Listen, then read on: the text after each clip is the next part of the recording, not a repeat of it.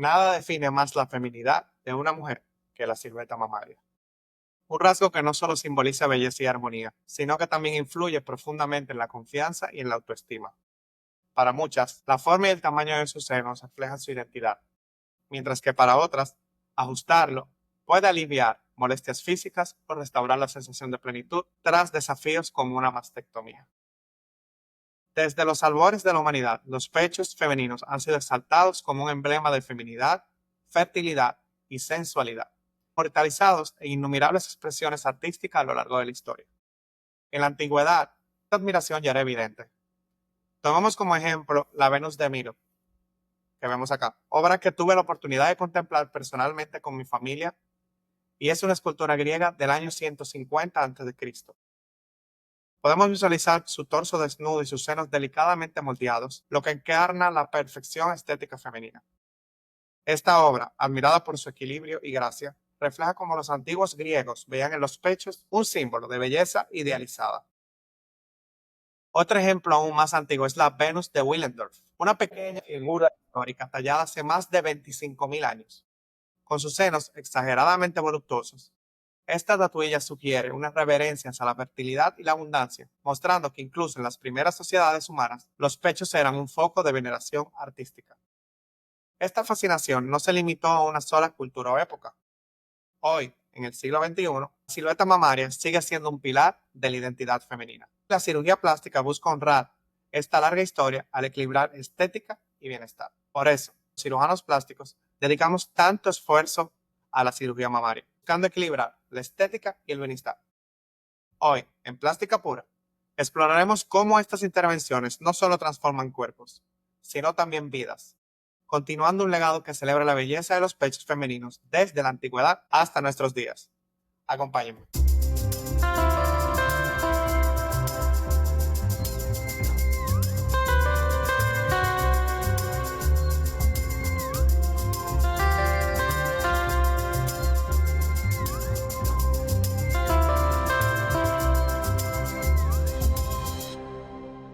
Nuevamente bienvenidos a este episodio de Plástica Pura. Soy el doctor Rafael Esteves, cirujano plástico, reconstructivo y estético, y en el día de hoy vamos a hablar un poco de cirugía mamaria.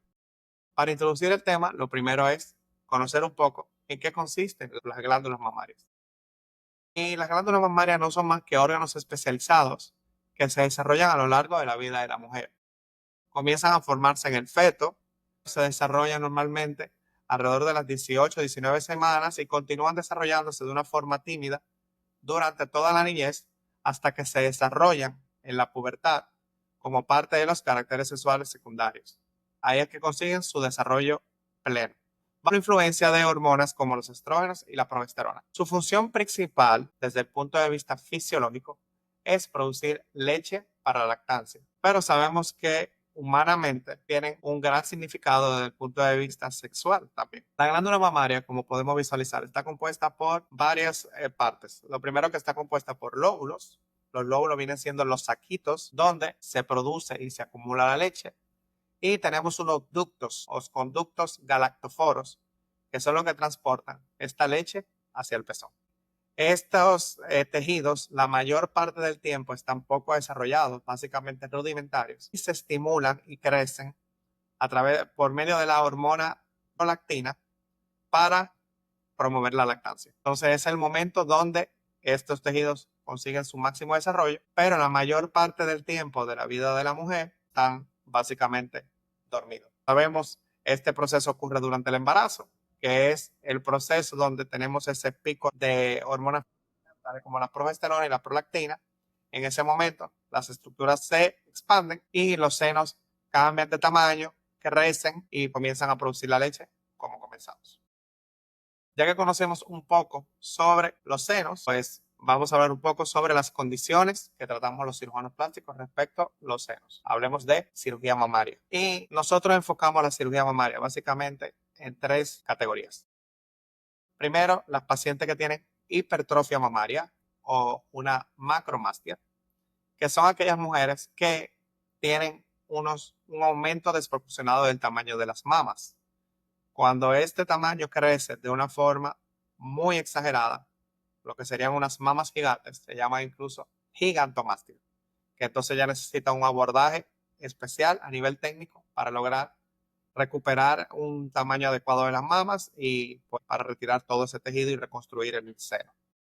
Sabemos que estas pacientes con hipertrofia mamaria pueden tener síntomas como dolor crónico, dificultades para hacer ejercicio, para movilizarse, dificultades para el aseo y se le producen irritaciones a nivel de la piel, tanto debajo de los pechos, lo que se llama hipertrigo, como también a nivel de los hombros por la fuerza que le hace el sujetador, el brasier, y entonces le producen laceraciones a ese nivel. Tenemos también un escenario que es todo lo contrario, son aquellos pacientes que no desarrollan de una forma adecuada sus mamas y es lo que se llama la hipoplasia mamaria. Son pacientes que tienen pechos pequeños que no se desarrollaron adecuadamente y pues esos pacientes para tratarlos necesitarían un aumento mamario. Sobre el aumento mamario vamos a hablar en más detalle en un futuro episodio, ya que hay que hablar también sobre implantes mamarios y es bueno que nos tomemos el tiempo en desarrollar el tema. Por último, tenemos las pacientes que tienen un seno de tamaño adecuado, pero lo tienen caído. Y esa caída del seno es lo que se llama médicamente la ptosis mamaria. Y esto ocurre cuando los pechos pierden firmeza o se hunden. Las razones son varias. Entre estas tenemos la lactancia, la pérdida de peso o simplemente cambios relacionados con la edad y la gravedad. Probablemente todo lo que sube tiene que bajar y a medida que van pasando los años, por el mismo peso del tejido mamario, la piel se va estirando y el complejo areola-pezón, o sea, los pezones van perdiendo su ubicación natural y el pecho va descendiendo. Eso es lo que se llama una ptosis mamaria. Entonces, este programa lo vamos a enfocar básicamente en dos procedimientos. Vamos a hablar, por un lado, en mamoplastia de reducción, que es la reducción de seno, y en el otro lado vamos a hablar de la mastopexia, que es el levantamiento, que a simple vista pudieran parecer similares, y lo son, porque se hacen en los senos y comparten varios pasos, pero que los propósitos y resultados son bastante diferentes. Vamos a explorar en qué consiste cada uno y qué lo distingue uno del otro, para que tengamos una idea clara de qué estás considerando al momento de realizarte una cirugía plástica estética. Primero hablemos un poco sobre la mamoplastia de reducción. Esta cirugía es perfecta para aquellos pacientes que quieren disminuir el tamaño de los senos. ¿Y cómo funciona? Bueno, pues el cirujano plástico, a través de unos cortes específicos, desarma el seno y elimina lo que es el tejido graso y el tejido glandular que sobra, o sea, el tejido excedente de grasa y de mama, junto con la piel sobrante y la extrae. Y nosotros remodelamos otra vez el seno y se le da una forma a un seno más pequeño. Este viene siendo una gran solución para aquellos pacientes que tienen unos senos voluminosos, lo que se llama una hipertrofia mamaria, que dan estos síntomas que ya mencionamos, como el dolor de espalda, el cuello, los hombros, problemas para moverse, para ejercitarse, problemas para el aseo y así sucesivamente. Vemos, por ejemplo, en pantalla, aquellos que me están siguiendo en video, un ejemplo de una paciente con una gigantomastia, o sea, fueron mamas gigantes, quien vino a nosotros con fines de reducción mamaria. Esta paciente le retiramos más de 4 libras de seno en cada seno. O sea que ya se pueden imaginar ustedes que en una cirugía entró la paciente con un peso y salió con 9 libras menos, solamente por la reducción mamaria. Entonces, como pueden ver, además de reducir el volumen, esta cirugía también mejora la forma y la posición de los pechos. Lo que no solamente cambia cómo se ven, sino también que puede transformar cómo te sientes día a día. Y hablando de cambiar cómo te sientes, pues también tendremos que hablar de la mastopexia o el levantamiento de senos. Y aquí el enfoque es distinto, porque aunque trabajamos en el seno también, el motivo de consulta de la paciente, más que las molestias que le produce el seno, es básicamente cómo se ve su seno. Es lo que le molesta, la forma y ubicación de su seno. Entonces, los pacientes no necesariamente quieren que cambie el tamaño de sus pechos. Ya lo que le interesan es retornar la forma y la ubicación de sus pezones a un seno ya nuevamente levantado y firme. Esta tosia o caída del seno ocurre por muy común, es la principal de todas, el embarazo, que como dijimos, se produce este aumento y reducción entre el tejido glandular mamario que hace ese proceso de expansión de la piel y después de ahí debilita los soportes y es la principal causa de caída. Entonces, aquí mostramos para aquellos que pueden visualizarlo un ejemplo de una paciente que se hizo una cirugía de mastopexia o levantamiento de los senos sin necesidad de implantes. Lo hicimos con su mismo tejido y es una paciente que en su antes y después vemos que conservó básicamente su mismo tamaño de seno, pero ya en una forma mucho más atractiva visualmente. Esto devuelve una apariencia mucho más juvenil y de mucho más firmeza. Entonces, podemos ver que tienen causas o objetivos diferentes, pero usan técnicas quirúrgicas similares. ¿Qué podemos decir que tienen en común estas dos cirugías? Bueno, para empezar, anestesia similar. En nuestro caso, usualmente se realiza anestesia regional, que es anestesia subaracnoidea, anestesia raquídea, como le dicen. Pero en caso seleccionado, el anestesiólogo puede elegir una anestesia general o intubación para tratar este proceso. También comparten un tiempo de recuperación muy similar. Se deja a la paciente usualmente 24 horas en el hospital y luego de ahí se va a la casa. El tiempo de recuperación normalmente es de 2 a 3 semanas. Las incisiones son parecidas también, pero en el caso de la cirugía de reducción usualmente son más extendidas. La paciente con fines de mastopexia se hacen las incisiones lo más cortas posible para lograr el efecto deseado y dejando la menor cantidad de cicatrices posible, ya que no hay que retirar tanto tejido. Y estas cicatrices pueden ir de ser tan simples como una cicatriz peroneal, como puede ver en la imagen, y progresamos hasta una vertical, una cicatriz LJ o una T invertida, que es la que también conocen como el ancla. Hay que tomar en cuenta que también hay diferencia importante entre las dos. Como dijimos, la reducción quita muchísimo más tejido que la mastopexia, que siempre hay que quitar algo de tejido para poder remodelar el seno. Pero como el objetivo no es quitar, actualmente uno se limita a un 10, máximo 15% del volumen de los senos. Y como dijimos, objetivo desde el motivo de consulta es distinto. Cuando una paciente busca reducción es con fines de aliviar síntomas corporales, mientras que cuando es una mastopexia usualmente la principal preocupación es desde el punto de vista estético. Y esta situación de que sea con fines de mejorar síntomas corporales está tan extendido a nivel mundial que hay varios países que la tendencia es pues darle coberturas a pacientes que tienen unos volúmenes importantes de las mamas bajo unos criterios ya definidos para darle cobertura a la reducción mamaria. En nuestro país, en República Dominicana, han comenzado los primeros pasos en ese sentido, que ya el Consejo Nacional de Seguridad Social está apoderado de una resolución que buscará darle inclusión a esos procedimientos y nosotros esperamos que así sea para beneficiar a muchos más pacientes que lo necesiten. Pero hasta este momento, en junio 2025, no es así. Pues ahora procedamos a comparar ambos procedimientos respecto a varios aspectos y también vamos a desmitificar algunos conceptos. Primero, si la cirugía es estética o reconstructiva, ya dijimos que aunque un cirujano plástico siempre aborda la cirugía desde el punto de vista estético como reconstructivo, en ambos casos aquí hay que desarmar el seno, pero hay que reconstruirlo de una forma bonita, pues tanto ahí está la parte estética. Si en su concepción de origen la paciente de reducción mamaria están buscando un proceso de recuperación de salud, lo que lo hace más reconstructivo que estético, pero aún se conserva la parte estética, mientras que en las pacientes de una mastopexia le preocupa más la estética que la parte de la reconstrucción. Entonces, eso sería una diferencia. Asimismo, respecto a la lactancia, ambos tienen impacto en la lactancia porque en ambos se corta parte del tejido mamario. Pero, evidentemente, en la cirugía mamaria de reducción, el tejido resecado es mayor y entonces habrá una mayor afectación.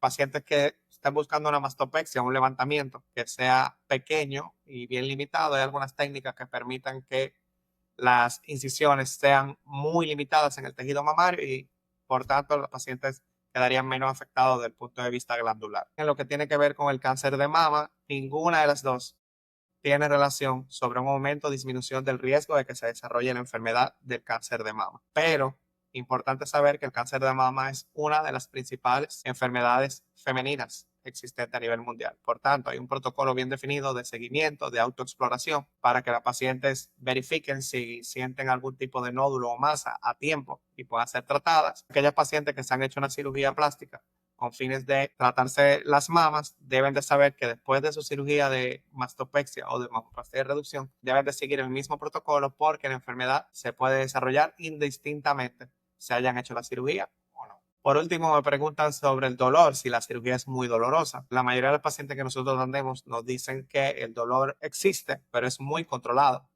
Cada paciente tiene un umbral del dolor diferente, pero usualmente con analgésicos convencionales es suficiente para uno controlar el dolor en estos pacientes. Y nada, vamos a hablar ahora un poquito sobre el seguimiento postquirúrgico y las complicaciones respecto a ambas cirugías que son similares.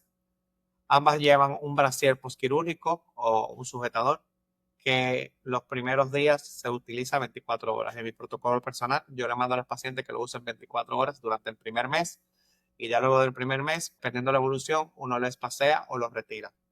También tenemos restricción para levantar los brazos por encima del nivel del hombro.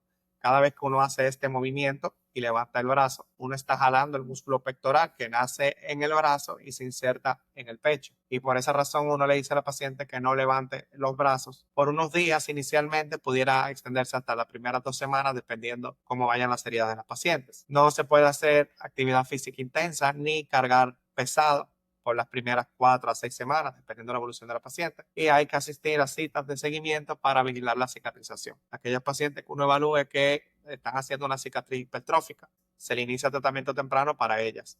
Aquellos pacientes que quieran conocer un poquito más sobre este proceso de cicatrización, les invito a que escuchen el episodio del podcast que hicimos donde hablamos específicamente sobre este punto. Otras complicaciones que existen son la formación de hematomas o seromas, que es la acumulación de líquido, y hematomas es la acumulación de sangre, que tienen que ver con cambio de sensibilidad en el pezón. Esa es una pregunta muy importante. El pezón sufre unas disestesias, le digo yo, no es anestesia ni parestesia, disestesia. Quiere decir que hay un cambio en la sensibilidad del pezón, que efectivamente muchos pacientes sienten menos, pero asimismo yo tengo pacientes que sienten más después de la cirugía, porque a la hora de hacer el corte alrededor del pezón, esas terminaciones nerviosas que caen al pezón se cortan, pero luego vuelven a conectarse. Entonces hay algunas que se conectan, vamos a decir, de una forma más rápida y pues dan una mayor sensibilidad. Sea más o sea menos, lo importante es saber que es transitorio. Y usualmente las pacientes en un periodo de 6 meses a un año ya tienen la sensibilidad recuperada en su estado normal. En casos más extremos, sobre todo mientras más grande sea la reducción o mientras más caído esté el pezón, hay más posibilidades de que haya una necrosis o pérdida del pezón. Tu cirujano plástico, tras evaluarte, te diría qué tan posible es en tu caso.